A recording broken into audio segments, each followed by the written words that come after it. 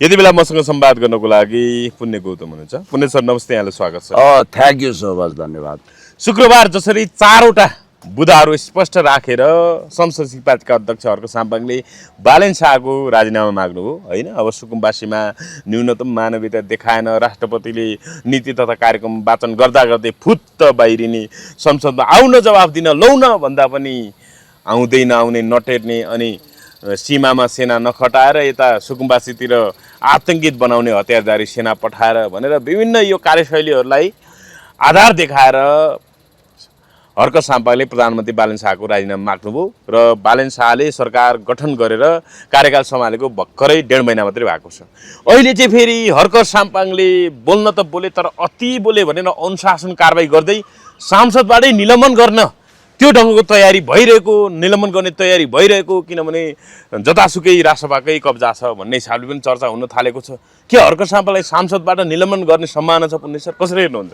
अब हर्क साम्पाङज्यूले बालेन शाह चौतर्फीमा असफल भएपछि सुकुम्बासीलाई तबाह गर्ने, खेद्ने, आफ्नै देशमा सुकुम्बासीलाई आन्तरिक शरणार्थी भन्दा पनि तल्लो दर्जाको युद्धबन्दी जस्तो व्यवहार गर्ने, देशको आर्थिक अवस्था तबाह पार्ने, चौपट बनाउने, परराष्ट्र सम्बन्ध समाप्त पार्ने र त्यसपछि असंलग्न परराष्ट्र नीतिमा पञ्चशीलताको विरुद्ध फेरि तिब्बतवालाहरूलाई अननेसेसरी स्पेस दिने, त्यति मात्रै होइन। तपाईँले अब याद दिलाउँ, तपाईँले भने जस्तै हेड अफ द स्टेटको रहेको राष्ट्रपतिको मानमर्दन गर्ने, संसदीय मर्यादा नमान्ने, अनुशासन नमान्ने र एक हिसाबले भन्नुपर्दा संसदलाई मान्दै नमान्ने, सांसदहरूलाई ऐरे गैरे भइरे नथु गैरे कुडा कर्कट झार पत्कर सरह व्यवहार गर्ने, याकोलाले पेल्ने, यो खालको गतिविधि देखिसकेपछि उहाँले ओपन च्यालेन्ज गर्नुभयो हर्क साम्पाङले।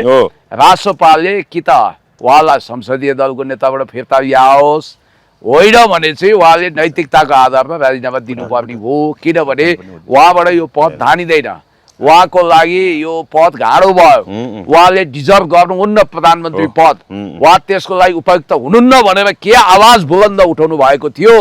जनकजी तपाईँले भने चाहिँ अहिले चौतर्फीमा घेराबन्दी भइरहेको छ, उहाँको राजीनामा लिन त यिनीहरूले सक्दैनन्। होइन, खगेन्द्र सुनार जो राष्ट्रसभाका सांसद दलित अभियन्ता भनेर अगाडि उदाए, उनले त हर्क साम्पाङलाई यो ढङ्गले अराजक शैलीमा प्रस्तुत भए यिनको सांसदमा निलम्बन गर्नुपर्छ भनेर आवाज उठाएको कुराहरू नै आइरहेको होइन, आइसक्यो। उनीहरूले तपाईँलाई म भनिदिइहालौँ, उनीहरूले स्ट्याटस लेखिरहेका छन्, घेराबन्दी गरिरहेका छन्, उनीहरूले उहाँको 3 पुस्ते जन्मकुण्डली पहिलाइसके, गाउँदेखि यहाँसम्म उहाँले कुनै कमजोरी गरेका छ कि, अब कुनै आर्थिक यो क्युआर सिआर भनेर अनावश्यक होइन। अहिले क्युआर भनेर निकै अब पूर्व सचिव लगायत धेरै व्यक्तिहरूले क्युआर खोइ संसद पार्टीको आर्थिक हिसाब किताब के हो, पुल बनाउन गयो तर सरकारले नै लट्ठा किनिदिने भएपछि त्यसमा 1.5 करोड कति उठाएको कुराहरू खोइ यो हिसाब किताब देखाउनुपर्छ भनेर विशेष गरी पूर्व सचिव भीमवादले निरन्तर होइन एक ढङ्गले खेदो खनिरहेको अवस्था छ।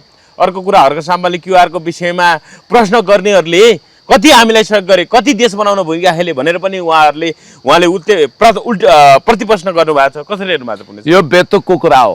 वास्तवमा क्युआर कोड प्रयोग गरेर नि अहिले सहयोग अनुदानहरू लिइन्छ।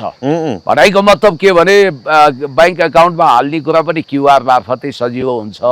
त्यसकारण यो क्युआर कसले राष्ट्रपालले प्रयोग गर्दैनन्, उनीहरूले प्रयोग गर्दैनन्। उनीहरू त समानुपातिक प्रत्यक्ष सांसदलाई 25,000, समानुपातिक सांसदलाई 50,000 त पैसा उठाएकै हुने, उनीहरूले हाताहाती नगदै उठाउन् त उनीहरू त चन्दाको धन्दा तोकेर उठाउने पुण्य सर। चन्दाको धन्दाको संस्थागत अभ्यास नै राष्ट्रपालले गर्यो। रवि लामिछानेले राजकोट हस्पिटल बनाउँछु भनेर कुल 25 करोड जति उठाए, तर जम्मा 5-6 करोडको हस्पिटल बनाए, त्यो पनि अहिले जर्जर त्यति मात्रै होइन। जनमैत्री हस्पिटल बनाउँदाखेरि के अरे जनमैत्री हस्पिटल सञ्चालन गर्छु भनेर करोडौं रुपियाँ चन्दा उठाए, आखिर त्यहाँ फेलियर भयो कोरोना कालमा, त्यसको पैसा खोइ, हिसाब किताब खोइ भनेर मान्छेले खोजिरहेका छन्। यदि सबभन्दा ठुलो क्युआर पार्टी कुनै छ भने त्यो रासपा नै हो। रासपा नै हो, रासपै हो। उनीहरूले हिलो छ्यापेको मात्रै हो। जहाँसम्म हर्क साम्पाङलाई यसले रौँ पनि हल्लाउँदैन, बालै फरर यो मतलबको विषय नै होइन। ल उनीहरूसँग तथ्य प्रमाण छ भने उनीहरूले अहिले यही भनिरहेका छन् होइन, क्युआरबाट तपाईँहरूले अनेक गर्न विकास गर्छु, यहाँ गर्छु, यहाँ गर्छु, त्यहाँ गर्छु भनेर पैसा उठाउनु भयो, त्यसको हिसाब किताब खोइ त, पाइ हिसाब किताब देखाउनुहोस्। कहाँ प्रयोग भयो, कहाँ सदुपयोग भयो, त्यसको ब्याङ्क एकाउन्ट के छ, त्यसको लेखा परीक्षण के छ, सबै कुरा अडिट गरेर देखाउनुहोस् भनेको न हो। तपाईँहरूलाई होइन सम्बन्धित ठाउँमा उहाँहरूले अडिट गरेर देखाउनु होला नि त, तपाईँलाई देखाउनु पर्छ भन्ने जरुरी त छैन। ठगेको भए त कहाँ प्रमाण लिएर आउनु पर्यो नि त होइन। म ठगीमा परेँ भन्ने मान्छे आउनु पर्यो। हुन त अस्ति युकेबाट एकजना मान्छे कराइरहेको थियो आएर 5-6 करोडको हिसाब किताब खोइ सुम्नीमा पारुवाङ आदि इत्यादिको भनेर। तर हर्क साम्पाङलाई यस्ता घिनौना आरोप, घटिया आरोप, विगतमा पनि नक्कली माओवादी बनेर वाइसिएल बनेर पैसा उठायो, हर्केले चन्दाको धन्दा गरेर आदि इत्यादि भनेर पत्रकारिताको दुरुपयोग गर्दै उनलाई चिया कपको तुफान चलाएर हिलो छ्याप्ने काम नभएको होइन। तर हर्क साम्पाङ जस्तो कुनै माइकलले 2 पैसाको चार्ज लगाउन नसक्ने व्यक्ति जसलाई अहिले उनीहरूले अनावश्यक बदनाम गरेका छन्। अब कुरा गरौँ खगेन्द्र सुनारको अभिव्यक्ति। आफ्नो अभिव्यक्तिको कारण र उदण्डताको कारण सांसद पदबाट यदि कोही निलम्बन हुन उपयुक्त छ भने यही खगेन्द्र सुनार हो।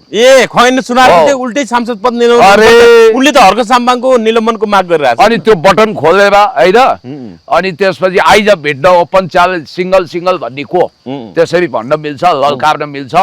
त्यसकारण म फेरि पनि भन्छु, रत्न पार्कमा पानसुकाको काइयो किनेर गोजीमा हालेर कोही मुम्बई दिल्लीतिर अगाडि बढ्दैमा सिंहदरबार जाँदैमा त्यो मान्छे कुनै ज्याकी श्राफ हुँदैन, त्यो रत्न पार्ककै ज्याकी श्राफ हुन्छ।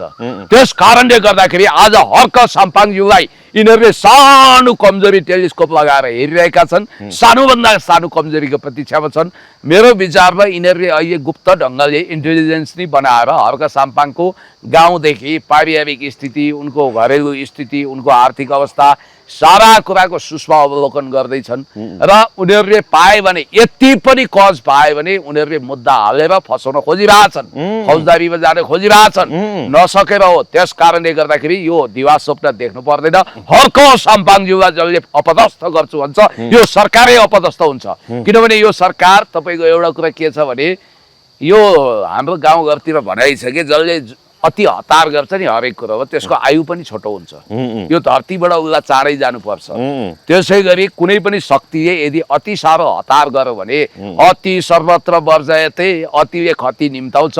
यो सरकारले पनि आफ्नो चिहान आफै खनिरहेको जस्तो देखिरहेको छु। र आज तपाईँको एउटा कुरा म तपाईँलाई भन्न चाहन्छु, अदालतले एकपछि अर्को रासोपाका निर्णयहरू उल्टाइदियो होइन। उल्टा हेर्नु त अब जस्तो सीमावर्ती क्षेत्रमा जस्तो 100 रुपियाँ भन्सार कर भन्नाले नेपालीहरू भारतीय बजारमा गएर सामान किन्दा 100 रुपियाँ भन्दा माथिको सामान किन्दा चाहिँ 13% भन्सार कर लाग्ने, त्यो पनि होइन उल्टायो। अब अर्को कुरा, विद्यार्थी सङ्गठनहरू खारेज गर्ने, विश्वविद्यालय उच्च भन्नाले विद्यालय उच्च स्कुलबाट हाई स्कुलबाट विभिन्न दलीय सङ्गठनहरू विद्यार्थी सङ्गठन खारेज गर्ने विषय, त्यसमा पनि अहिले नै त्यो निर्णय कानुन नगर्नु भनेर आदि हो। जस्तो अब सार्वजनिक सेवामा विभिन्न दलीय सङ्गठन दल निकट ट्रेड युनियनहरू बन्छन्, त्यसको विषयमा पनि खारेज गर्ने विषयमा पनि सरकार भन्नाले सर्वोच्चले एकपछि अर्को गर्दै निर्णयहरू उल्टाएको छ।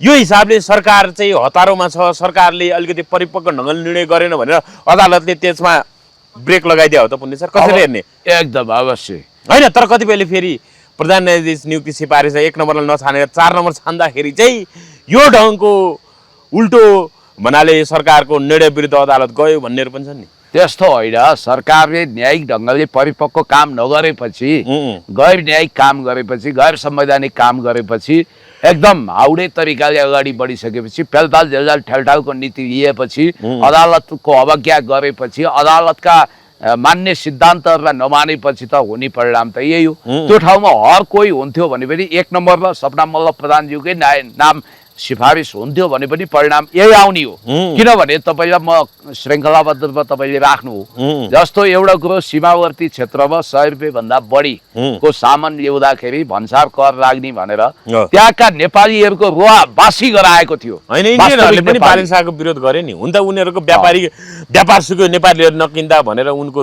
रोइलो पनि देखियो। होइन, त्यो त यस्तो अव्यवहारिक कुरा हो कि इन्डियामा पनि त गरिब छन्, तिनीहरूले पनि 2 पैसा कमाउनु पर्यो नि त। हामी गरिब जहाँका भन्नाले नेपालीको भन्दा इन्डियाको चिन्ता गरिदिने हामीले पुण्य छ। हामीले सबैको चिन्ता गर्नुपर्छ, गरिबको चिन्ता गर्नुपर्छ। इन्डियामा भएका गरिबहरूलाई चाहिँ त्यो गरिब होइनन्, उनीहरूको चाहिँ रोजीरोटी चल्नु पर्दैन, उनीहरू बाँच्नु पर्दैन हो। मूलतः हामीले नेपालीहरूको चिन्ता गर्ने हो। लाखौं लाख नेपालीहरू चुपचाप घन्टी छाप भनेर मधेसी बोलका नेपालीले ड्याम ड्याम भोट हाले। परिणाम के पाए? मधेसका जनताहरूले 100 भन्दा माथिको झोला पोकामा सामान ल्याउँदा हरेक सामानमा कर बुझाउनु पर्ने एउटा अत्यन्तै दानवीय माहौल यो सरकारले बनाइदियो। त्यहाँनिर अदालत विवेकी भयो, अदालतले विवेक प्रयोग गर्यो। यो कुरोले नेपालको अर्थतन्त्र टाट पल्टिन्छ र भारतमा पनि गरिबहरू अब न्यून वेतनिक कर्मचारी भोकभोकै पर्छन् भनेर उसले एउटा विवेक देखायो। नम्बर 1। नम्बर 2, सुकुम्बासी घर टहरा बस्तीहरू अर्को व्यवस्था नहोइन्जेल, प्रमाणीकरण नहोइन्जेल, लगत सङ्कलन नगरिन्जेल र पुनर्वासको व्यवस्थित व्यवस्था नहोइन्जेल अहिले भत्काउन नदिनु भन्ने परमादेश जारी गर्यो। अब सरकारले त्यसैलाई धोती लगाइदियो र 700 घर टहरा भत्काइसक्यो बुटौल भाइ हेर्नुहोस्। अनि अब बुटौल बाँके कोवलपुरमा अहिलेसम्म 700 भन्दा बढी घरहरू टहराहरू भत्काइसक्यो यो 4 दिनको बिच। अब यही खगेन्द्र सुनवार, यही यो केपी खनालहरूकै एरिया हो त्यो सुदूरपश्चिम, यिनीहरूले बचाउन सकेनन्। अनि अघि के भन्दै हुनुहुन्थ्यो, अदालतले एकपछि अर्को उल्टाएको, एकपछि अर्को जस्तो विद्यार्थी संगठन खारेज गर्ने विषय, सुकुम्बासीको विषयमा उचित विकल्प नगरेका तत्काल नहटाउनु भन्ने विषयमा सीमावर्ती व्यापार भनेर 4वटा निर्णय। विद्यार्थी संगठन, सीमावर्ती व्यापार, त्यसपछि ट्रेड युनियन खारेज, सार्वजनिक सेवामा रहेको दल निकट ट्रेड युनियन खारेज, अनि त्यसपछि सुकुम्बासीको विषयमा उचित विकल्प बिना नहटाउनु भनेर। सुकुम्बासीलाई उचित विकल्प बिना त्यहाँबाट विस्थापन गर्ने गरी डोजर आतंक नपछाउने भाषा यही नभए पनि भाव यही थियो। यसमा हामीले समीक्षा गर्यौं, यो महापाप भएको छ। धन्यवाद सर्वोच्च अदालत जसले यो कुरामा रोक लगायो। तर अविवेकी, विवेकहीन, हृदयहीन, कठोर, क्रूर सरकारले यो कुरा मानेन। अब जहाँसम्म सीमावर्ती क्षेत्रको कुरा छ, तपाईले भनिसक्नुभयो त्यो। हो, मैले त्यो कुरा गरिसकेँ। झोला पकामा होइन, तर यहाँ सीमावर्ती क्षेत्रको विषयमा तपाईले जुन नले भने पनि यहाँ यसरी पनि लिन सकिन्छ पुलिस सर। हेर्नु त, सीमामा गएर सस्तोको नाममा जे पाए त्यही सामानहरू ल्याउने, अवैध व्यापार गर्ने, कालोबजारी गर्ने भन्दाखेरि स्वदेशमै उत्पादन भएका चिजहरू उपभोग गर्दा अलिकति महँगो पर्ला। तर बिस्तारै अर्थतन्त्र, स्वावलम्बी अर्थतन्त्र, आत्मनिर्भर अर्थतन्त्र विकास हुन्छ। त्यो हिसाबले भन्नाले यो बालन सरकारको कामलाई कतिपयले त यसरी पनि यो राष्ट्र प्रेमले ओतप्रोत भएको निर्णय हो। स्वदेशी अर्थतन्त्रलाई विकास गरौँ, आत्मनिर्भर अर्थतन्त्र बनाऊ, होइन स्वदेशमै उत्पादन, स्वदेशमै खपत गरौँ, स्वदेशमै उपभोग गरौँ भन्ने हिसाबले निर्णय आएको भनेर प्रशंसा गर्ने पनि उत्तिकै छन्। तपाईँले चाहिँ विरोधका लागि विरोध गर्नुभयो। कुरा के हो भने नि, तपाईँसँग सोनीको क्यामेराले खिच्नु, भिडियो खिच्नु बहुत उपयुक्त हुन्छ भन्ने मान्यता राख्नुहुन्छ तपाईँले, ठिक छ। सोनीको अथवा तपाईँले अहिले केले खिचिरहनु भएको छ? यो त अहिले क्यानन 80D हो, क्यानन, सोनी आदि इत्यादिले खिचौँ, अझ रेडमी प्रयोग गरौँ भन्ने होला। तर होइन, यहाँ साथीहरू सबैको एउटै क्यामेरा छ है, क्यानन 80D। सुन्नु मेरो कुरो। तर तपाईँलाई अहिले तत्काल भिडियो खिच्नु छ, तपाईसँग क्यानन वा सोनी छैन भने तपाईँले मोबाइलको क्यामेरा भने पनि युज गर्नुपर्छ। यो तपाईँको मजबुरी हो, बाध्यता हो। जब घरमा केही फलफुल खाद्यान्न छैन भने वनबाट वन तरुल ल्याएर भने पनि खानुपर्छ। भने अहिले सीमावर्ती क्षेत्रबाट सामान आयात, सामान ल्याउने क्रम बन्द भयो भने चिसो चुलो बल्दैन, जल्दैन हो। तपाईँले भने जस्तो त्यो 1-2 वर्षपछि, 2-4 वर्षपछि जब नेपाल आत्मनिर्भर अर्थतन्त्र हुनेछ, जब यहाँ उत्पादन हुनेछ, जब हामीले विदेशबाट आयात गर्नु पर्दैन, त्यतिखेर चाहिँ यो कुरो ठिक छ। तर मैले भनिहालेँ, सोनी र तपाईँको क्यानन क्यामेरा नहुँदाखेरि अहिले हाम्रो बाध्यता मोबाइलबाट खिच्नु हो भने जस्तै हामीसँग यहाँ उत्पादन नहुँदाखेरि सस्तो मस्तोमा उताबाट चिजबिज उठाएर ल्याएर बाँच्नु पर्यो, निर्वाह त गर्नु पर्यो। हो, दीर्घकालीन रूपमा यो कुरा ठिक होला, तत्कालीन रूपमा चाहिँ यो गलत हो भनेर हामीले भनेका हौँ। अब जहाँसम्म विद्यार्थी सङ्गठन र यो ट्रेड युनियन खारेजीको कुरा छ, यो त संविधानले दिएको राइट्सलाई नै सरकारले धावा बोल्या हो नि त। अहिले उसले अन्तरिम आदेश दियो, विश्वको सबै प्रजातान्त्रिक मुलुकहरूले विद्यार्थी राजनीति, सोभियो राजनीतिलाई हमेसा कलेज युनिभर्सिटीको राजनीति हामीले विद्यालयमा गर्नुपर्छ भनेको छैन नि। कलेज बोय गर्ल्सहरूको राजनीतिक अधिकार हुन्छ, चाहे अमेरिका होस्, चाहे युरोप होस्। भारतको JNUमा सोभियो छ, कन्हैयालाल तीबाट उत्पादन भए हुन्, अक्सफोर्डमा छ, क्याम्ब्रिजमा छ, हार्वर्डमा छ, जहाँ पनि हुन्छ। जहिले पनि क्याम्पस प्रशासन र विद्यार्थीको बीचमा ब्रिजको काम गर्छ, फेसिलिटेटरको काम गर्छ विद्यार्थी सङ्गठनहरूले। यदि विद्यार्थी सङ्गठन हुँदैन भने महँगी विरुद्ध, गरिबी विरुद्ध, भ्रष्टाचार विरुद्ध, अनियमितता विरुद्ध, राष्ट्रघात विरुद्ध बुलन्द आवाज उठाउने को देश तथा विकास समृद्धिको पक्षमा भविष्यमा एउटा महान नेताको रूपमा नर्सरीबाट उत्पादन भएका फुल जस्तै गरी फुल्ने फलले फस्टाउने भनेको विद्यार्थी राजनीतिको गमला हो। त्यही गमला सखा पार्ने अनि त्यसपछि अराजनीतिक जेनेरेसन उत्पादन गर्ने। अनि हामी यस्तै त हुने शैलीका मान्छेले राजनीति चलाउन सक्छन्। त्यसकारण विद्यार्थी राजनीति भनेको एक विकृति, विसङ्गति, भ्रष्टाचार, देशघात विरुद्ध अथवा परिवर्तन वा क्रान्तिको निम्ति एउटा मिसाइल बन्न सक्छ, एउटा हतियार बन्छ। त्यसलाई खारेज गर्नु हुँदैन भनेर हाम्रो अदालतले संवैधानिक रूपमा व्याख्या गर्यो। संविधानमा फेरि संविधानले भातृ विद्यार्थी सङ्गठनहरूलाई निर्वाध सञ्चालन गर्ने संवैधानिक अधिकार दिएको छ। तानाशाही सरकारले फुटेको आँखाले पनि देख्न सक्छ। मान्छे यो सरकारले हतारोमा अपरिपक्व निर्णय गर्दा अदालतले सच्याएको हो त। यसरी हेर्ने भन्नाले अब सुकुम्बासीको विषयमा उचित विकल्प नटाउनु भनेको छ हैन। ट्रेड युनियन खारेजको विषयमा, विद्यार्थी सङ्गठन खारेजको विषयमा, सीमावर्ती व्यापार, नेपाल भारत सीमामा खुला व्यापार हुन्थ्यो, त्यसमा पनि 100 रुपियाँ माथिको सामान किन्दा भन्सार कर लगाउने विषय, यी सबै अपरिपक्व आलुकाचो निर्णय हुँदा त्यसलाई अदालतले ब्रेक लगायो त। अपरिपक्व हाउडे शैलीका अराजनीतिक फन्डावाजहरू हामी यस्तै त हो नि ब्रो। शैलीमा रात्रिकालीन खानपिनमा रमाउने भाइ केटाहरू जब सरकारको हर्ताकर्ता हुन्छन् परिणाम यस्तै आउने हो। र ट्रेड युनियनको विषयमा त अझ आघात हो जस्तो हो। विद्यार्थी हो तर अनावश्यक ट्रेड युनियनको नाममा दल निकट भएर राजनीतिक रूपमा सौताबाजी गरेर हैन, सत्ताको दुरुपयोग गरेर अर्थतन्त्रलाई चौपट पार्ने काम गरे यिनीहरूले। अनावश्यक रकममा हालिमुहाली गरे। यो पनि एक ढङ्गको भ्रष्टाचार हो। सार्वजनिक क्षेत्र कुरूप बनाउने नि यिनै ट्रेड युनियन हो भन्ने पनि छन् नि त। होइन, विकृति कहाँ छैन, विसङ्गति कहाँ छैन। सिंहदरबारमा विकृति छ, विसङ्गति छ। राजनीतिमा विकृति छ, विसङ्गति छ। संसदको बारेमा त लेनिनले उहिले बुर्जुवाहरूको गफ गर्ने अखडा भन्नुभएको थियो। माओ त्से-तुङले त खसीको टाउको देखाएर कुकुरको मासु बेच्ने कुख्यात थलो भनेर भन्नुभएको थियो। यसको मतलब संसदै खारेज गरिदिने। बालेन शाहको त यसो एटिच्युड हेर्दा दक्षिणपन्थी तरिकाले, क्रान्तिकारी तरिकाले होइन, यो संसदलाई दक्षिणपन्थी तरिकाले नै उनले यसलाई इलिमिनेट गर्न खोजेको जस्तो देखिन्छ। अब यहाँनिर prevention is better than care. यदि काहीँ फोहोर छ भने त्यसलाई सरसफाइ गर्ने हो। हजुर, घर फोहोर छ भन्दैमा घरलाई समाप्त गर्ने होइन के, सरसफाइ गर्ने हो। र मिडियामा विकृति छ भन्दैमा मिडिया बन्द गर्ने, राजनीतिमा विकृति छ भन्दैमा राजनीतिक बन्द गर्ने। औँलामा चोट लाग्यो भने हातै काट्ने हो। औँलामा चोट लाग्दा औँलाको उपचार गर्ने हो। पिलो आउँदा निचोर्ने हो, अङ्ग काटेर फ्याँक्ने होइन। त्यो भएको हुनाले तपाईँलाई एउटा कुरा याद दिलाउँछु कि आज मजदुरहरू हो बिचौलिया बनेका छन् ट्रेड युनियनवाला, त्यसलाई करेक्सन गर्नुपर्छ। तर मजदुर सङ्गठन नहुने हुने आइएलओले पनि आपत्ति गर्यो नि त। तपाईँको आइएलओ 169ले प्राकृतिक स्रोतमाथि अधिकार स्थापित गरेको छ। युनाइटेड नेसनले यसको व्याख्या गरेको छ। र नेपालमा एक हिसाबले भन्नुपर्दा मजदुर सङ्गठन अथवा ट्रेड युनियन खारेज गरिदिने हो भने मालिकहरू, पुँजीपतिहरूले मजदुरमाथि यति शोषण गर्छन् कि त्यसको कुनै सीमै छैन। त्यसकारण मालिकहरूको स्वार्थमा मजदुर सङ्गठन, ट्रेड युनियनहरू खारेज गर्नु हुँदैन र आधिकारिक कर्मचारी सङ्गठन पनि चाहिन्छ। किनभने ब्युरोक्रेसी भित्र पनि अनियमितता भयो भने बोलिदिने को, त्यसलाई रेगुलेसन गर्ने को भन्दा ट्रेड युनियन हो। म मान्छु विद्यार्थी सङ्गठन हिजो जस्तो छैन। 36 साल ताका, 46 साल ताका, 63 अगाडिको जस्तो छैन। त्यहाँ भद्दा विकृति भएको छ, विसङ्गति भएको छ। धन्दा सेटहरू आए, ट्रेड युनियनमा पनि आए, राजनीतिकमा पनि त आएका छन्, सबै ठाउँमा छ। युनिभर्सिटीमा प्रोफेसर जस्ता छैनन्, हस्पिटलमा डक्टर जस्ता छैनन्, मिडियामा पत्रकार जस्ता भएनन्। क्वालिटी गुमाएका छन्, दलाल बनेका छन्, बिचौलिया बनेका छन्, धन्दा सेट बनेका छन्, भजन मण्डलीमा तब्दिल भएका छन् भन्दै भए ती सब कुरालाई हटाउने, त्यसलाई इरेज गर्ने होइन कि त्यसलाई रेक्टिफिकेसन गरेर, त्यसलाई सुधार गरेर, त्यसमा प्युरिफिकेसन गरेर जाने हो। सरकार भनेपछि यो बालेन सरकार 1.5 महिनाको कार्यकालमा के असफलतातिर पो लागिराखेको छ? चौतर्फी सरकारले असफलताको डिग्री जुन्डायो।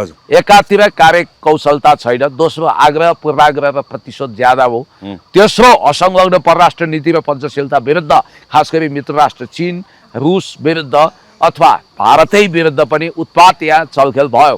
चौथो कुरो सुशासनको कुनै प्रत्याभूति भएन।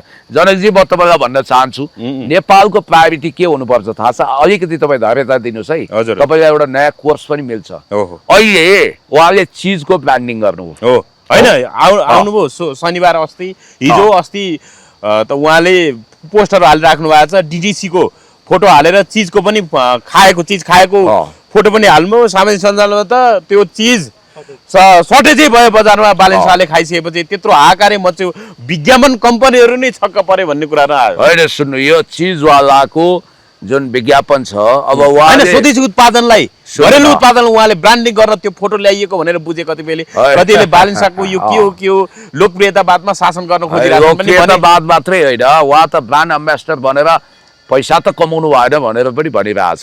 छोडिदिनुहोस्, यो एउटा कुरो ठिक छ, स्वदेशी उत्पादन प्रयोग गरौँ, स्वदेशी बनाउँ, हामीले स्वदेशी चिज दिउँ, ठिक छ। तर चिज कति महँगो छ त्यसलाई मिडल क्लासले पनि एफोर्ड गर्न सक्दैन। तपाईँ ख्याल गर्नु होला, हाम्रो भान्सामा चिज होस् हामी चाहन्छौँ, तर त्यो अमेरिकामा चाहिँ चिजहरू प्रयोग हुन्छ, तर नेपाली भान्सा यति महँगो भइसकेको छ। यसै पनि एक त हामी महँगीले थलिएका छौँ, अर्को ध्यान दिनुपर्ने कुरामा यो सरकारले ध्यान दिएर ध्यानै नदिनुपर्ने कुरामा यो सरकार दौडिरहेको छ। सुकुम्बासी समस्यालाई विकराल बनाइदियो यसले भत्काएर। अब ध्यान दिनुपर्ने कुरा के थियो भने म तपाईँलाई बुदागत रूपमा भन्छु। नम्बर 1, नम्बर 2, नम्बर 3, यदि हर्क साम्पाङज्यू वा हामी जस्ता मान्छे शासक हुने भने यो कुरा पहिला नियन्त्रण गर्नुपर्छ। तपाईलाई थाहा छ आज नेपालमा अधिकांश क्यान्सर रोगीहरू बढेका छन्, मृगौला फेल भएको छ, असमयमै मान्छेको मृत्यु किन भएको छ थाहा छ? विषाक्त तरकारी तथा फलफुलले हो। सरकारले बजार अनुगमन गर्न सकेको छ। आज ब्रोइलर कुखुराको मासुले कति मान्छे रोगी भएका छन्। नन हाइजेनिक फुड्सहरू कति छ। भारतमा त्यस्ता चिज प्रतिबन्ध छ, अमेरिकामा प्रतिबन्ध छ। तपाईँलाई मैले भनौँ क्यानाडाको समुद्रमा फ्याँक्न लागेको चामल भारतले चोरी पैठारी गरेर नेपालमा सी ग्रेडको चामल बेच्छ।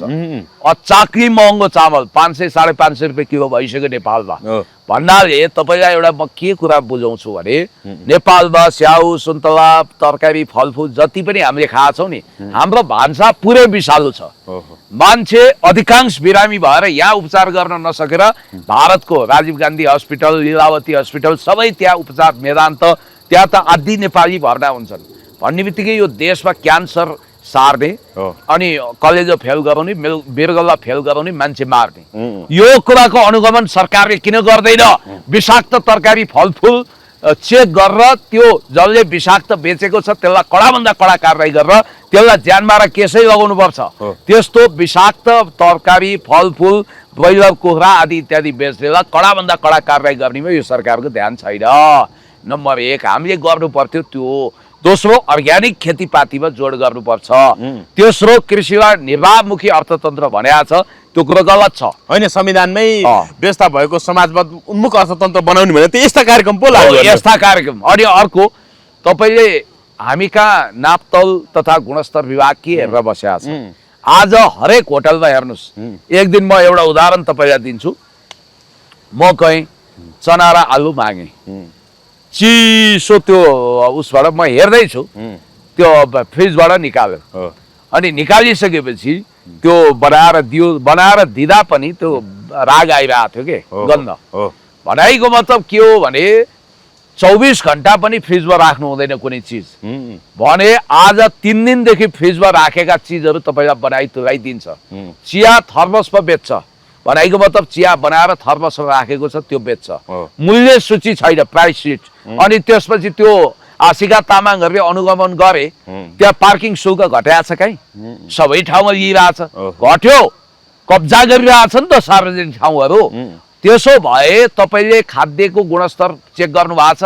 आज तरकारी फलफुल र होटल राजमार्ग लाइनका होटलमा 1 रुपियाँ मूल्य कम भएको छैन, गुणस्तरीय चिज बेचेको छैन। 2 पैसा दिइसकेपछि एक त एउटा पसलमा चियाको 55 लिन्छ, अर्कोमा 100 लिन्छ, त्यही उता गयो भने 150 लिन्छ। यो के हो? मूल्य अनुगमन गर्ने, मूल्य सूची बनाउने, प्राइस लिस्ट बनाउने, महँगी घटाउने, गरिबी घटाउने, रोजगारी बढाउने, सुशासन दिने, विकास दिने र भ्रष्टाचार विरुद्ध निर्मम तरिकाले प्रस्तुत हुने, राष्ट्रियता बलियो बनाउने, यो कुरोमा सरकारको ध्यानै छैन। पर क्यापिटा इन्कम कसरी बढाउने भन्नाले यस्ता कुराहरुमा सरकारले ध्यान दिनु पर्यो हैन पुण्य सर? ध्यान दिनु परेन अब अलिकति जम्प गरौँ। जस्तो आज पुण्य सर आज बुटवलमा 22 जिल्लाबाट सुकुम्बासीहरू जम्मा भएर प्रदर्शन सुरु गरेका छन्। भोलि राजधानी केन्द्रित आन्दोलन गर्ने भन्ने कुरा छ। कतै अब तपाईसँग यो समाचारको लिङ्क पनि आएको होला, एकछिनपछि पक्कै तपाईँले पढेर सुनाउनु हुनेछ पुण्य सर।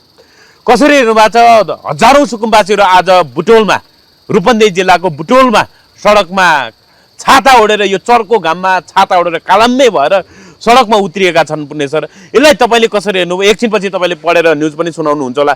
कसरी हेर्नुभयो यो सरकार विरुद्ध? कतै सुकुम्बासी गरिबहरू एकाएक उठेर यो सरकारै हिजो 23 र 24 गते जेएनजी आन्दोलनमा भए जस्तै कतै त्यो ढङ्गले सत्ता पलटै हुन सक्ने सम्भावना कस्तो देख्नुहुन्छ? होइन, ज्यादा थी ज्यादै भयो। तपाईँले भन्नुभयो, यो पनि तथ्य दिए। बाँकेको कोवलपुरमा अदालतले आदेश दिइसकेको छ सुकुम्बासीको वैकल्पिक। होइन, त्योभन्दा अर्को समाचार भने मैले हो बुटवलमा मैले त्यो भनिहालेँ, त्यो आदेश विपरीत उसले बाँकेको कोवलपुरमै तबाह गर्यो। अहिले म सुन्दैछु, मैले सम्झना रूपन्देहीमा हेर्नु त छाता ओढेर कालम्मै यो विषय पढ्छु। मेरो गृह जिल्ला बारा अम्बेखगञ्ज पथलैया क्षेत्र, जहाँ मैले होस सम्हालेदेखि म अहिले 50 वर्ष पुग्न लागेँ।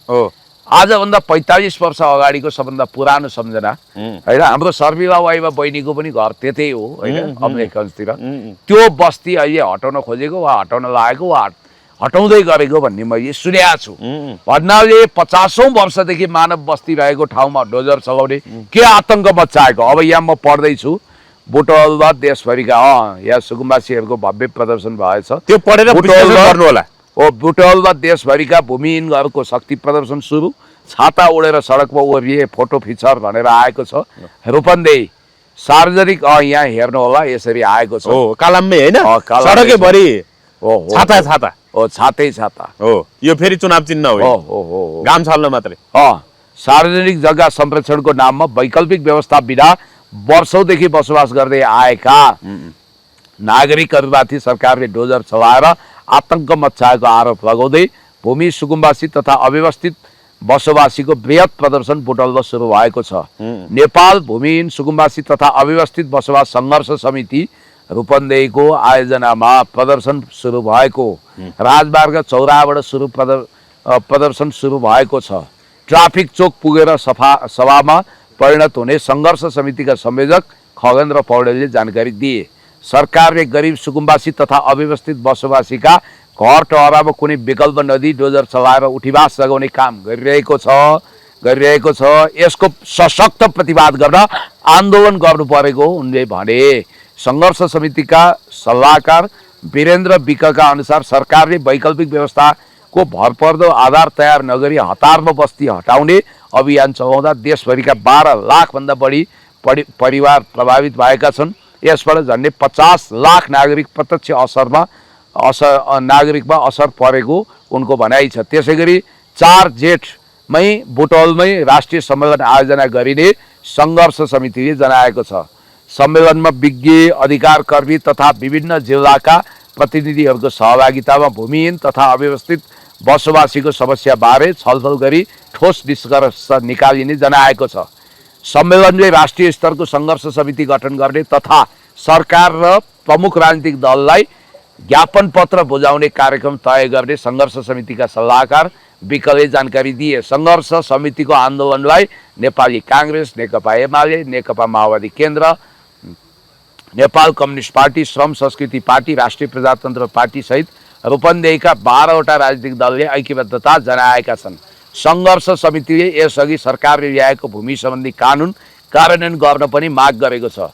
2076 सालमा ल्याएको भूमि सम्बन्धी ऐनले 2066 सालदेखि अव्यवस्थित रूपमा बसोबास गर्दै आएका नागरिकलाई एकपटकको लागि उनीहरू बसिरहेकै स्थानमा जग्गाको प्रकृति, क्षेत्रफल, आम्दानीको आधारमा राजस्व निर्धारण गरी जग्गा उपलब्ध गराउने व्यवस्था गरेको थियो। मैले भनेकै थिएँ, जहाँ उनीहरू बसेका छन् त्यही चाहिँ उनीहरूलाई बसोबासको थातथलोको व्यवस्था गर्नुपर्छ भनेर। यसरी तपाईँ हेर्नुहोस्, हजार सुकुम्बासीहरू अहिले उपस्थित भएका छन्। अब गाउँ बस्तीबाट लाखौं लाख सुकुम्बासीहरू जसको घर भत्काइएको छ, टहरा भत्काइएको छ, उनीहरू वास्तवमा खुल्ला आकाश पनि आएर एकदम हरिबिजोगको जिन्दगी बाँचिरहेका छन्। होइन हर्क बर्बाद साम्पाङले भएका त छन्। यो वासस्थान ठेगाना भनेको पहिचानसँग जोडिएको विषय हो। त्यो हिसाबले तपाईँको पहिचानसँग जोडिएको विषय उजाडी नआउँदा सशक्त प्रतिवाद गर्नु, देशैभरका सुकुम्बासी अभिजात बसोबासीहरू सङ्गठित हुनु, आफूले गरी म नेतृत्व लिन्छु पनि भनेर राख्दाखेरि यो ढङ्गले एकत्रित हुन थाले हो त सुकुम्बासीहरू। हर्क साम्पाङको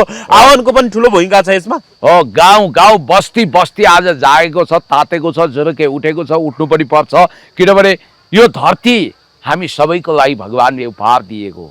यो धरतीमा भगवानले हामीलाई सन्तानको रूपमा पठाउनु भएको छ। सत्ता सरकार वा मानिसले गरिबहरूलाई दमन गर्ने होइन, उत्पीडितहरूलाई बुलडोजर पेल्ने होइन, उसले उत्थान गर्ने हो। देश सन्ता विकास समृद्धिको पक्षमा हिलोमा दोलोमा चटाइमा गुन्द्रीमा बसेर ओहो रात्र खटिने हर्क साम्पाङज्यूले ठिकै भन्नुभयो। उहाँमा त मानवता छ, मानवीय चेहरा नै नभएको यो सरकार पुँजीपतिहरूको सरकार, दलालहरूको बिचौलियाको सरकार नबनोस्, हामी पनि यही भन्छौँ। राष्ट्रियताको सवालमा हेर्नुहोस्, यो सरकारले सिनको भात त सकेका छैन। कालापानी लिम्पियादराको सन्दर्भमा हेर्ने हो भने यो लिपुलेक हुँदै मानसरोवर जाने बाटोलाई इन्डियाले निजीकरण गर्न खोजेको छ, आफ्नो बनाउन खोजेको छ। त्यो विषयमा एउटा डिप्लोमेटिक नोटको झारा टार्ने बाहेक केही पनि गर्न सकेन। भारतीय सेना अध्यक्षले पाकिस्तानलाई समेत कडा धम्की दिइसके।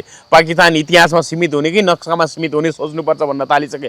भनेपछि पाकिस्तान विरुद्ध त आक्रमण ढङ्गले भारतीय सेनाले होइन एक ढङ्गले वक्तव्य दिन थाल्यो भने नेपालको विषयमा के गर्ला यिनीहरूले? हो, भनेपछि हुन त पाकिस्तान डराउँदैन, उसँग चाइना लगायत अरू देशको पनि सपोर्ट छ। हाम्रो त परिपक्व कुटनीति नै भएन कि हाम्रो देश कसरी जोगाउने विकसित गर्ने भन्ने विषयमा रोडम्यापै भएन। यो सरकार त पुरै तपाईँको नचाहिने काम, नहुने काम, गलत काममा हात हालेर पुरै बर्बाद भइसकेको छ। र मैले सुनेछ, म अघि तपाईँले मलाई सम्झना गराउनु भयो, यो सरकारलाई एक त कुनै मुद्दालालले मुद्दा हाल्न सक्छ भन्ने सुनेको छु। होइन, यो जस्तो अहिले यो भन्नाले विधान विपरीत, अब बालेन शाह चाहिँ रासपाको विधान विपरीत चाहिँ प्रधानमन्त्री बन्यो भन्ने हिसाबले विधान संशोधन नभइकन बैठक त बस्यो तर विधान संशोधन भएको कुराहरू आएको छैन।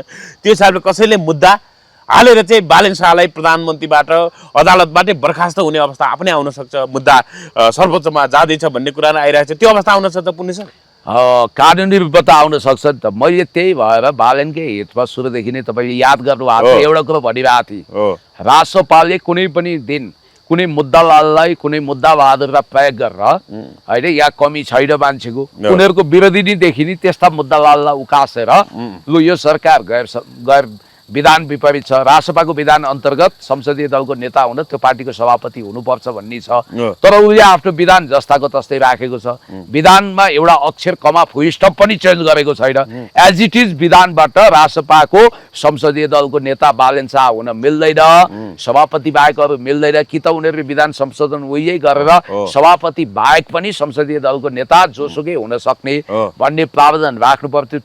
सभापति नै संसदीय दलको नेता हुने विधान छ, तर बालेन शाह त सभापति होइन, सभापति वरिष्ठ नेता हुन्। अनि अर्को कुरो औपचारिक ढङ्गले उनले सदस्यता लिएको पनि हाम्रो नोटिसमा छैन। संसदीय दलको बैठकहरू पनि सहभागी हुँदैनन्। उनलाई रासपाले अतिथिको रूपमा राखेको जस्तो, आमन्त्रित राखेको जस्तो देखिन्छ। भन्छ विधानका कारण पनि बालेन शाहको प्रधानमन्त्री पद जुनसुकै बेला पनि जान सक्छ। अदालतमा मुद्दा पर्यो। अब यहाँ हामीले हल्ला सुनेको रवि र उहाँको इर्दा गिर्दाका मान्छे बालेन शाह यति हतारो यति हैरान भइसके कि उही रवि लामिछाने डराएको चाहिँ उनको शिरमाथि मुद्दाको डेमोकल स्तरबार छ। दायाँ गऱ्यो भने रवि लामिछानेले नै कराप झ्याप बनाइदिन सक्ने खतरा उनीहरूले कुनै पामर राक्षी कार हुतियारा जस्तो देखिएका हुन्। तर यो सरकार सबैभन्दा बढी काउसो सिस्नु कसैलाई छ भने रवि लामिछानेलाई छ र उनीहरूले काने खुसी गरेर कुनै पनि हेर्दाखेरि रासपाको कट्टर बालेन र रवि दुवैको कट्टर विरोधी देखिने। अनि अलिअलि कालो कालो वर्णको अलि गाम्म गुम्म परेको मुद्दालाल वा कोही त्यस्तै व्यक्ति उकासेर भोलि अदालतमा मुद्दा हालिदियो भने बालेन शाहको यो सरकारदेखि त अदालत पनि हैरान छ।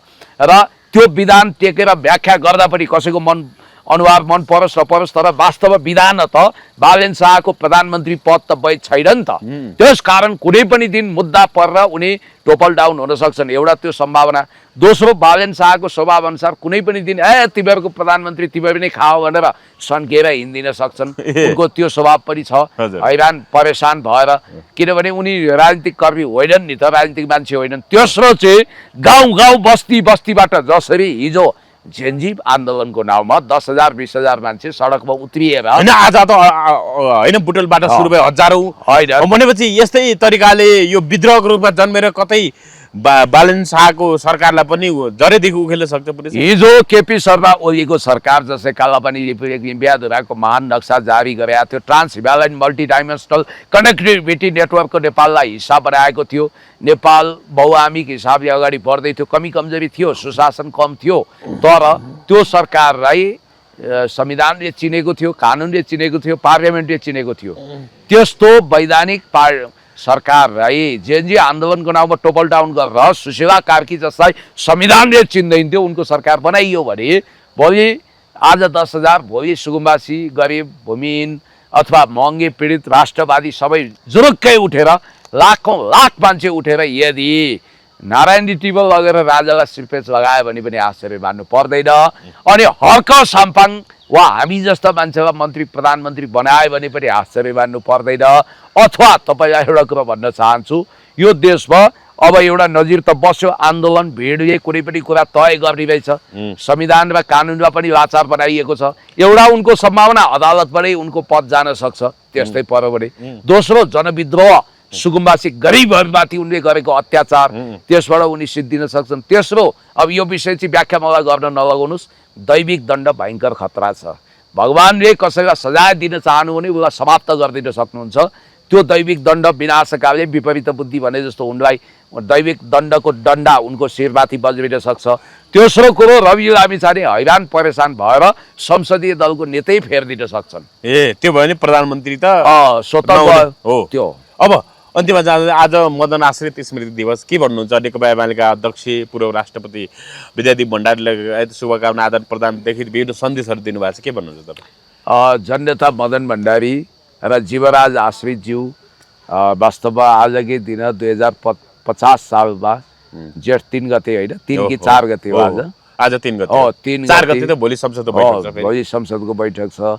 ज्येष्ठ 3 गते रहस्यमय गाडी दुर्घटनामा परेर आफ्नो इहलीला ज्यान गुमाउनु भएको थियो। आज धेरै वर्ष भइसकेछ। उहाँहरू भगवानको प्यारो भन्नुभयो।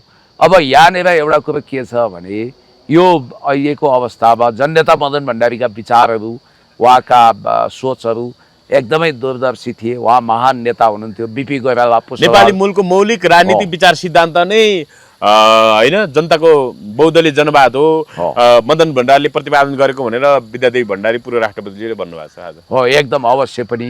अब यो सन्दर्भमा प्रातः स्मरणीय जननेता मदन भण्डारी जो प्रखर वक्ता हुनुहुन्थ्यो, मैले जीवनमा उहाँलाई नजिकबाट भाषण गरिरहेको पनि देखाएको थिएँ कलैयामा।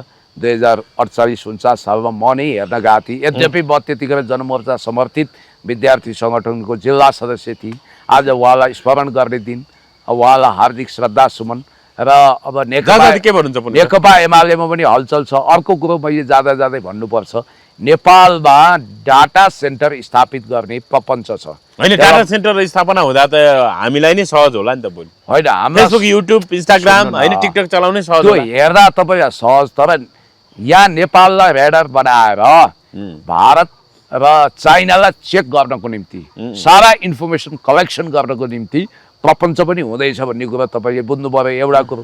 दोस्रो कुरो चाहिँ राष्ट्रिय परिचय पत्र, नेसनल आइडेन्टिटीको रूपमा नागरिकतालाई मात्रै महत्त्व दियोस्। राष्ट्रिय परिचय पत्र सर्वेसर्वा हुने छ, जबकि हाम्रो बायोमेट्रिक गरेर हाम्रा सारा विवरण विदेशीहरूको खातामा जाने र हाम्रो 3 पुस्ते कुण्डली उनीहरूले पत्ता लगाउने यो अवस्था नहोस् र नक्कली विवरण पेश गरेर नागरिकता लिनेहरूको नागरिकता वैध नहोस् र नेपाली नागरिक अल्पसङ्ख्यामा नपरुन् भन्ने हिसाबले यो भनिरहेका छौँ। र उता भर्खरै तपाईँले नसोधे पनि म भन्छु, चिनिया महामहिम राष्ट्रपति सी जिनपिङमा भेट्न अमेरिकी राष्ट्रपति डोनाल्ड ट्रम्प आउनुभएको थियो र चीनले स्पष्ट रूपमा यो सङ्केत दियो कि अब न्यू ग्लोबल अर्डरतिर विश्व गयो। होइन, ताइवानको विषयमा बोल्दा त सोद्धा त ट्रम्पले रातो पिरो भएर जवाफै दिन सकेन।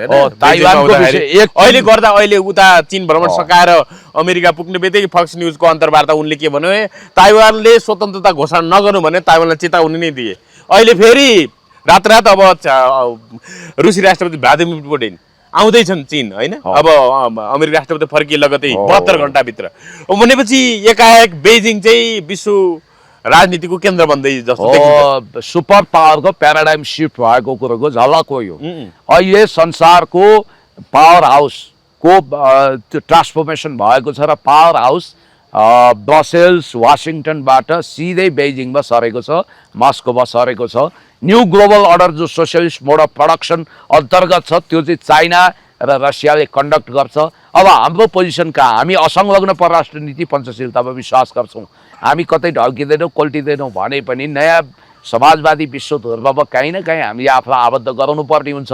र तपाईँलाई एउटा कुरो मैले बताइहालौँ कि चीनमा अब हुन त यो कति हाइपोथेटिकल हो कति के हो, भारतीय मिडियामा बुइबुइ छ, चीन र अमेरिकाको कमान्डोको बिचमा फाइटै पर आदि इत्यादि भनेर पनि अहिले आइरहेछ। त्यसलाई हवा दिने काम टेम्पल अफ हेभनमा चाहिँ हतियार सहित अब जस्तो अमेरिकी राष्ट्रपतिले लिएर आएका कमान्डो सेनाहरू अब टेम्पल अफ हेभनमा चाहिँ भित्र छिर्न खोज्दा अमेरिकी सेनालाई त्यो हतियार सहित देख्दाखेरि चिनिया सेनाले बाटैमा रोकेको, त्यसले 1.5 घण्टासम्म वार्ता होइन ढिला भएको अथवा त्यहाँ भिजिट गर्ने कार्यक्रम ढिला भएको भन्नाले त्यो एक ढङ्गले वाद विवाद चर्किएको भन्ने कुरा आयो। हतियार सहित त्यहाँ भित्र सेन्सिटिभ ठाउँमा लान दिएनन् चिनिया सेनाले भने सार्वभौमिकता आफ्नो कुरा भनेको आफ्नो देशमा आफ्नै नियम लागू हुन्छ भन्ने कुरा चिनिया सेनाले चीनले प्रश्न दियो होइन। कतिपय त गलेर अमेरिका जस्तो देशलाई जेसुकै लगोस् भित्र भनेर सहज तरिकाले होइन हाम्रा नीति तथा कार्यक्रमलाई अब डस्टबिनमा फालेर पनि त्यो गल्थे के विदेशी शक्ति सामु। तर विदेशी शक्ति सामु चिनिया सेना चीन राष्ट्र चाहिँ झुकेन भन्ने कुरा होइन। टेम्पल अफ हेभनमा त्यो अनावश्यक रूपमा घुसपैठ गर्ने अनुमति छैन। त्यसको लागि सिक्रेट एजेन्टका मानिसहरू पढ्न खोजेका थिए, पर्मिसन ग्रान्टेड चाहिन्छ। हाम्रो जस्तो फुक्काफाल हुँदैन, त्यो सेक्युरिटी कन्सर्नको हिसाबले पनि त्यो महत्त्वपूर्ण कुरा हुन्छ। अनि जहाँसम्म तपाईँले भन्नुभयो जस्तो ताइवानको मामिलामा फक्स न्युजमा डोनाल्ड ट्रम्पको जुन प्रतिक्रिया आएको छ, अब स्वतन्त्र घोषणा नगर्नु, स्वतन्त्र देश भएको घोषणा नगर्नु भन्ने कुरा। स्वतन्त्र देश होइन नि त। 1949 माओ त्से-तुङले रिभोल्युसन गरिसकेपछि भगौडा च्याङकाई शेक कम्युनिस्ट रिभोल्युसन पछि भागेर ताइवान पुग्यो, ताइपेलाई राजधानी बनायो, फर्मोसा टापु कब्जा गर्यो र मेनल्यान्ड चाइना भनेकै ताइवान हो भनेर संयुक्त राष्ट्र सङ्घमा भिटो पावर उसलाई दिएको थियो। तर 1972 मा रिचर्ड निक्सन, अहिले तपाईँले हेर्नुपर्छ, रिचर्ड निक्सन र हेनरी किसिन्जरको भ्रमणको पुनरावृत्ति जस्तो एउटा फोटो आइरहेछ। त्यो बेलामा चाहिँ डेङ स्याओपिङले झुकेर अभिवादन गरेका छन् रिचर्ड निक्सन र उनले लगानी ल्याउनु पर्थ्यो। अहिले विश्वकै सबभन्दा ठुलो साउजी $13.2 ट्रिलियन सहित संसारको पहिलो इकोनोमी 7वटा मुख्य मान्छेहरूलाई एलन मस्कहरू गए होइन, एप्पल कम्पनीको सिइओ गए, सबै गए, एप्पलको सिइओ गए, गुगलको सिइओ गए, एलन मस्क गए, टेस्लाको सबै गए, संसारका सबै पुँजीपति धन्दा सेटहरू गएर फाइनान्सियल सुपर पावर चाहिँ यो भेट चाहिँ रणनीतिक राजनीतिक भन्दा पनि यो व्यापारिक भेट जस्तो देखियो। त्यो देखियो, त्यो मात्रै होइन स्ट्राटेजिक पनि हो, किनभने इरानको मामिलामा एक खालको धारणा बनाउन अमेरिका अहिले बाध्य छ। स्ट्रेट अफ हर्मुजलाई खोल्नको लागि इरानले त्यत्तिकै खोल्दैन, उसले केही शर्त राखेको छ र इरानलाई ब्याकिङ गर्ने चाहिँ चाइना रसिया हो भन्ने उसको बुझाइ छ। कम्प्रिहेन्सिभ पिस एकर्डमा जान पनि अब मध्यपूर्व मिडल इस्टको तनाव भने चाहिँ अब हेर्नु त छिमेकी देश ग्लोबल सुपर पावर पहिलो नम्बर आउँदैछ भने त्यसको फाइदा नेपालले पनि लिनुपर्छ होइन।